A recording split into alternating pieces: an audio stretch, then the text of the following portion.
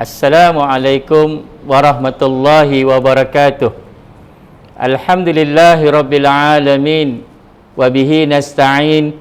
Wassalatu wassalamu ala ashrafil anbiya'i wal mursalin. Sayyidina Muhammad wa ala alihi wa sahbihi ajma'in. Subhanaka la ilma lana illa ma 'allamtana innaka antal alimul hakim. Rabbi shrah li sadri wa yassir li amri wahlul 'uqdatam min lisani yafqahu qawli.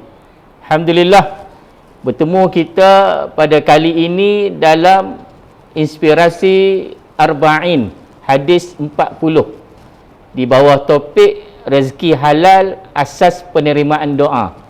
Jadi insya-Allah saya akan kupas satu hadis yang membicarakan tentang rezeki halal.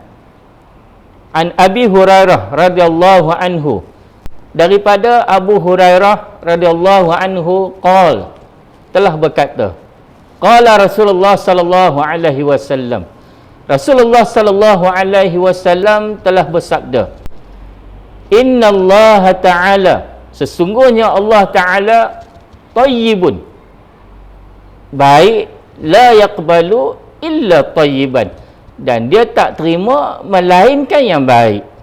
Wa innallaha amaral mu'minin, dan Allah telah perintahkan orang yang beriman, bima amara bihil mursalin, dengan apa yang dia diperintahkan kepada para rasul. Faqala Allah Ta'ala, maka Allah telah berfirman, ya ayyuhar rasul kulu minat tayyibat wa'malu salihah. Wahai para rasul, makanlah apa yang baik-baik dan buatlah amal soleh. Begitu juga dengan firman Allah Ta'ala, ya ayyuhallazina amanu kulu min tayyibat ma razaqnakum. Wahai orang-orang yang beriman, makanlah yang baik-baik daripada apa yang kami berikan kepada kamu. Thumma zakara, kemudian Rasulullah sallallahu alaihi wasallam menceritakan, ar-rajula yutilus safar, seorang lelaki yang sedang menempuh perjalanan yang jauh. Ash'asha aghbara, rambut dia kusuk masai, muka dia berdebu. Yamuddu yadahi ila sama, angkat tangan ke langit. Ya Rab, ya Rab, wahai Tuhanku, wahai Tuhanku. Wa mat'amuhu haram, sedangkan makanannya haram. Wa mashrabuhu haram, minumannya pun haram. Wa malbasuhu haram, pakaiannya pun haram. Wa ghuziya bil haram, dan dia dibesarkan dengan benda yang haram. Fa anna yustajabu lidzalik, maka bagaimana nak dikabulkan doanya? Hadis ni hadis sahih riwayat Imam Muslim. Kita sambung selepas ni tentang huraian hadis.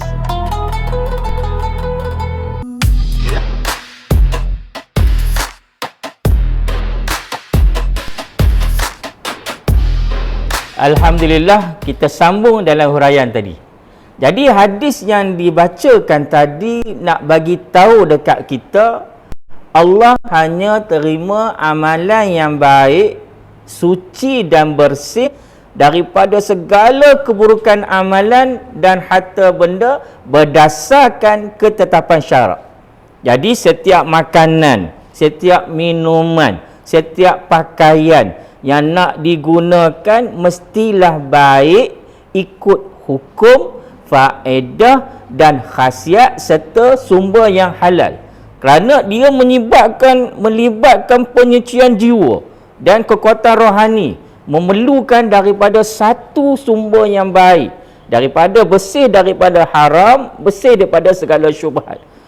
Sebagaimana Allah telah berfirman dalam surah Al-Baqarah ayat 172, ya ayyuhallazina amanu, wahai orang yang beriman, kulu min tayyibat, makanlah apa yang baik-baik, ma razaqnakum, apa yang kami rezekikan kamu, washkuru lillah, dan bersyukurlah kepada Allah, in kuntum iyyahu ta'budun, jika betul kamu hanya beribadat kepada Allah. Jadi kena ingat, Allah nak tuntut kita makan, minum dan pakaian daripada sumber yang halal dan baik. Tersebut satu kisah bagaimana Sayyidina Abu Bakar, sahabat Nabi yang paling utama. Satu hari Sayyidina Abu Bakar didatangi oleh bekas hambanya bawa satu makanan. Jadi hambanya kata kepada dia, wahai Amirul Mukminin, makan. Dia bagi hadiah. Jadi Sayyidina Abu Bakar pun makan.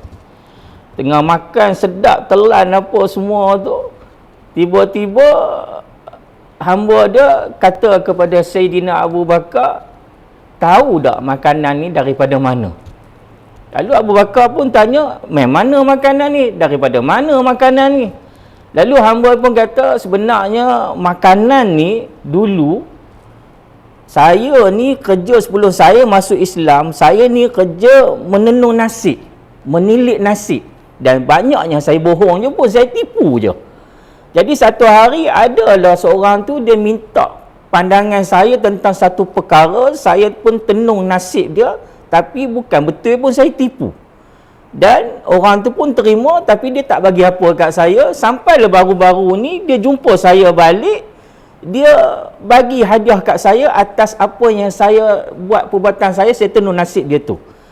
Tu makanan tu yang tuan makan tu. Jadi Sayyidina Abu Bakar dengar tu, dia terus usaha nak keluarkan balik makanan tu daripada perut dia, sampai dia masukkan jari dalam lidah dia, dia buat macam korek sampai keluar makanan tu semua, keluar balik. Kerana apa? Sayyidina Abu Bakar teringat hadis Nabi SAW, kullu lahmin, setiap daging, nabata min suhtin, yang tumbuh daripada sesuatu yang haram, fannaru aula bih, maka nerakalah yang lebih sesuai untuknya, au kama qal. Jadi kena ingat, pastikan sumber yang nak masuk dalam badan kita tu adalah daripada sumber yang halal dan baik mengikut ketetapan syarak. Jadi rezekinya halal tu mesti bebas daripada benda yang haram, ataupun mesti bebas daripada benda yang syubhat. Jadi kena pastikan jangan masuk perkara yang tidak patut dalam badan kita. Jadi kita sambung selepas ni untuk pengajaran hadis.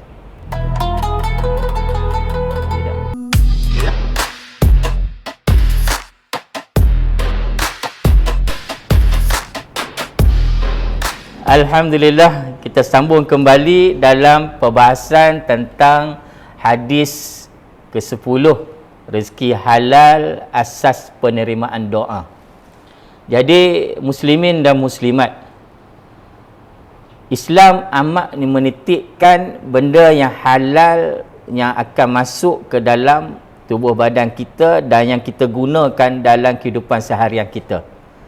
Halal dan baik dari kaca Islam adalah yang benda bersih daripada yang benda yang haram, daripada yang syubhat. Walaupun kadang-kadang benda tu halal tetapi dia akan jadi syubhat sekiranya dia tidak mengikut landasan yang telah Islam tetapkan. Jadi kerana apa? Kerana Allah Ta'ala tu baik, dia maha sempurna, dan dia tak terima kecuali benda-benda yang baik sahaja. Dan dia akan, kalau kita guna benda yang tak baik, yang haram, yang syubhat, dia akan bagi kesan. Kita tengok pada peristiwa Imam Syafi'i waktu dia kecil, di mana satu hari dia rasa dia payah nak ingat apa yang dia hafal, apa yang dia belajar. Lalu dia pun tanya pada ibu dia apa yang ibu dia jamu dekat dia. Lalu ibu dia kata benda biasalah, bagi susu apa semua. Sebab ibu dia memang jaga pemakanan Imam Syafi'i. Ibu Imam Syafi'i ni seorang wanita yang cukup hebat. Jadi bila sebut tentang susu yang dijamukan kepada Imam Syafi'i tanya susu tu daripada kambing. Jadi susu kambing tu makan di mana? Makan rumput di mana? Lalu bila dia selidik, rupa-rupanya kambing tu pergi makan di rumput tanah orang lain, menyebabkan bila dia dah makan lalu menghasilkan susu, Imam Syafi'i minum, jadi dia pun jadi kacau hafalan dia. Jadi nak abad betapa pentingnya kena masuk perkara yang elok dalam tubuh badan, sebab dia akan bagi kesan pada tubuh badan tu sendiri. Begitu juga kita tengok satu peristiwa di mana Islam mengajak kita supaya bersungguh-sungguh cari yang halal, supaya doa kita diterima. Tengok satu peristiwa yang cukup menarik yang berlaku kepada khalifah yang kedua, yang bernama Sayyidina Umar Al-Khattab. Seorang khalifah yang cukup hebat, sahabat Nabi yang hebat, yang dijamin masuk syurga. Ketika Sayyidina Umar jadi khalifah, satu hari dia berjalan-jalan di satu lembah padang pasir dengan sahabat dia. Dia berjalan. Bila dia berjalan, dia ternampak ada seorang budak muda yang sedang mengembala kambing, banyak kambing. Kambing tu pun elok-elok semua, gemuk-gemuk. Jadi dia pun pergi kepada budak muda ni yang sedang mengembala kambing ni di antara lembah ke lembah. Dia tanya, dia nak test budak muda ni. Dan budak muda ni pun tak kenal yang datang tu adalah Khalifah Amirul Mukminin Sayyidina Umar Al-Khattab. Sebab masa tu bukan masa zaman kita ni ada teknologi, senang nak kenal, duduk kat mana pun kita tahu dah, ni dia, rupa dia ni. Zaman tu tak ada. Jadi budak tu tak kenal yang datang menyapa dia ni adalah Amirul Mukminin. Lalu Sayyidina Umar pun datang jumpa budak tu. Bila datang jumpa budak tu, Sayyidina Umar pun tanya. Bagi salam, budak tu pun jawab. Sayyidina Umar tanya, siapa punya kambing ni? Lalu budak tu pun jawab dengan jujur, kambing ni majikanku yang punya. Saya hanya jaga, diberi upah, bawa kambing-kambing ni cari makanan satu lembah kat gunung, ke padang pasir tu, bawa dia pergi makan. Petang saya bawa balik masuk ke tempat kandang dia. Jadi Sayyidina Umar pun nak menduga, kalau macam tu banyak kambing kamu ni, lebih kurang masuk macam tu saya terjemahkan, boleh tak bagi saya satu ekor kambing gemuk, saya bayar kat kamu, boleh tak? Betul. Budak tu kata, tak boleh lah, kambing ni bukan saya yang punya, kambing ni majikan saya yang punya, saya hanya pengembala sahaja. Lalu Sayyidina Umar pun dia cuba test lagi, dia kata, tak apalah majikan, tahulah majikan kamu punya, tapi kambing ini banyak. Kalau kamu bagi seekor kat saya, jual saya kat saya seekor pun saya bagi kat kamu, tuan kamu tak perasan, ataupun kamu boleh kata kambing seekor dah kena makan dengan serigala. Jadi tuan kamu bukan tahu. Dengar saja Sayyidina Umar kata macam tu, terus budak tu dia jawab dengan tegas. Walaupun tuanku tak tahu, tapi di mana Allah? Allah tahu. Allah tahu apa yang kita buat. Allah tahu siapa yang berdusta. Dan orang yang berdusta tempatnya adalah neraka. Bila Sayyidina Umar dengar tu, dia terus menangis, dia peluk budak ni. Dia kata, bersyukur ya Allah, seorang budak, seorang hamba yang mengerti betapa pentingnya nak jaga daripada satu benda yang haram masuk ke dalam badan dia. Dan Sayyidina Umar pun bagi baru dia perkenalkan diri dia, dia kata, jom kita jumpa tuan kamu, jumpa majikan itu balik. Lalu diceritakan, dan Sayyidina Umar ni dia bebaskan hamba budak tu, dan budak tu dia beli semua kambing tu, dia bagi kat budak tu kerana kejujuran tu.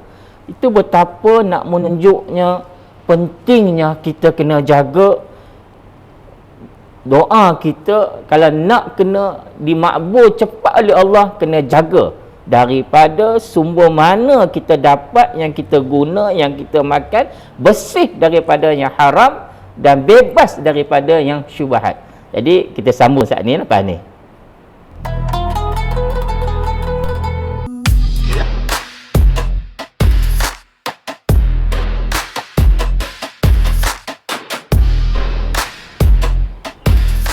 Alhamdulillah, kita sambung kembali dalam topik rezeki halal, penerimaan doa. Muslimin dan muslimat, khususnya kepada anak-anak murid, kena peka tentang kepentingan ambil makanan, minuman, pakaian daripada sumber yang halal dan yang baik, diberkati oleh Allah. Kita renung satu kisah yang berlaku, kisah yang indah yang berlaku sebagai pengajaran kita. Kisah juga melibatkan Sayyidina Umar ketika dia jadi khalifah.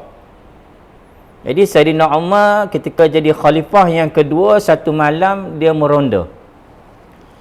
Dia meronda dalam Madinah, bandar Madinah tu, dia satu rumah dia nak tengok keadaan bagaimana situasi rakyat dia pada waktu malam. Dia berjalan dengan pembantu dia. Bila dia berjalan di satu rumah ke satu rumah, di luar rumah, tiba-tiba dia terdengar satu perbualan yang menarik dua orang wanita, iaitu seorang ibu dengan seorang anak perempuan. Umar pun berhenti. Dia dengar dari luar, dia dengar sebab perbualan tu agak kuat, di mana si ibu ni dia minta pada anak perempuan dia campurkan susu yang nak dia jual esok ni dengan air supaya kuantiti dia banyak. Tetapi yang si anak perempuan ni yang masih muda lagi, yang masih dalam usia remaja ataupun awal 20-an, enggan patuh arahan mak dia, tak mau campur susu tu dengan air nak bagi banyak, tak mau langsung. Jadi mak dia kata, campurlah supaya kita dapat jual banyak. Anak kita tak boleh, hak tu menipu namanya. Tengok, susu tu halal, tapi kalau buat dengan benda yang tak betul, dia akan jadi haram balik, jadi syubhat kat situ. Anak mak dia kata, tak apalah, orang bukan tahu. Tapi anak dia kata, memang orang tak tahu, tapi kena ingat, Sayyidina Khalifah dah pesan dah, jangan tipu dalam timbangan, jangan tipu dalam jualan. Lalu mak dia kata, alah tak apalah, khalifah mana tahu, mana ada khalifah malam-malam macam ni, tak ada siapa. Tetapi anak dia jawab, jawapan anak dia cukup cantik. Memanglah khalifah tak tahu, tak ada waktu ni kat kita, tapi Allah tu ada. Allah tu ada. Bila saya dengar Sayyidina Umar dengar jawapan budak perempuan tu yang masih muda tu daripada luar, dia tertarik dengan jawapan tu. Jadi dia pun esoknya tu dia pergi jumpa keluarga perempuan tu, dia pinang budak perempuan muda tu untuk anak dia, kerana dia tahu perempuan ni seorang perempuan yang baik. Dan bila dia dikahwinkan dengan anaknya, daripada itulah lahirlah perempuan tu. Bila dia kahwin dengan anak Sayyidina Umar, lahirlah daripada itu keturunan cucu yang bernama seorang khalifah yang cukup hebat, nama dia Umar Abdul Aziz, daripada sisalah Sayyidina Umar Al-Khattab juga. Jadi menunjukkan betapa pentingnya kena cari benda yang halal. Jadi anak-anak murid sekalian yang berada di sekolah yang sedang menuntut, kena jaga-jaga sumber makanan kita. Ustaz teringat juga satu kisah yang berlaku kepada Imam Syafi'i juga. Imam Syafi'i ni waktu muda, waktu dia kecil, dia dah merantau dah. Ada riwayat kata dia merantau nak pergi jumpa Imam Malik dalam perjalanan yang memakan masa 30 hari jalan kaki. Dalam usia dia tu lebih kurang 10 ataupun 15 tahun. Kenapa? Sebab dia nak cari ilmu. Bila nak cari ilmu memang kena bersungguh-sungguh, memang kena kuat semangat. Jadi Imam Syafi'i ni dia berjalan 30 hari, berjalan kaki dalam usianya masih muda tu, nak cari tok guru yang terkenal nama dia Imam Malik. Bila sampai di Madinah tu, dia tengok dalam halaqah kumpulan yang Imam Malik sedang mengajar. Imam Syafi'i ni dia susah, dia miskin. Dia bukan anak orang kaya, jadi dia pun duduk. Dia pun tak ada peralatan nak catat apa yang Imam Malik sedang syarahkan. Jadi apa yang dia buat, setiap apa yang Imam Malik cakapkan tu, dia catat atas tangan dia. Butiran satu demi satu yang keluar daripada Imam Malik, dia catat atas tangan dia. Dia guna jari dia, dia catat. Imam Malik yang tengah syarah ni duk perhati. Budak ni pelik ni. Kalau kita kata macam nak mainkan kita, kalau lebih kurang macam tu, Imam Malik rasa perhati, dia rasa heran. Apa hal budak ni duk atas tangan macam tu, macam bermain-main. Jadi habis saja kuliah, Imam Malik pun panggil Imam Syafi'i. Muda lagi. Tanya, kamu buat apa? Masa aku tengah syarah tadi, buat apa?